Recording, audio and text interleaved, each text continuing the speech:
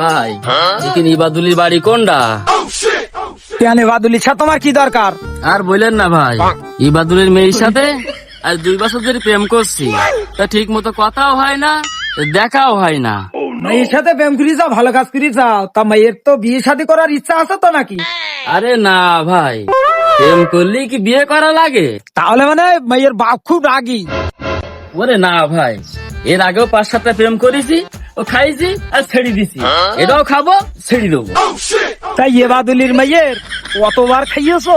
কতবার যে খাইছি এর তো কোনো গুণাগাতা নেই, আরো খাতি পারতাম, ওর বাপ তো যেইরু, এই জন্য লাস্ট আর খাতি পারেনি। তুমি যে ইবাদুলির খোঁজ যাও, আমি সেই ইবাদুল। ও ইবাদুলির মেয়ের সাথে লাইন করবা না, আমি তো আর সহ্য করতে পারবো না।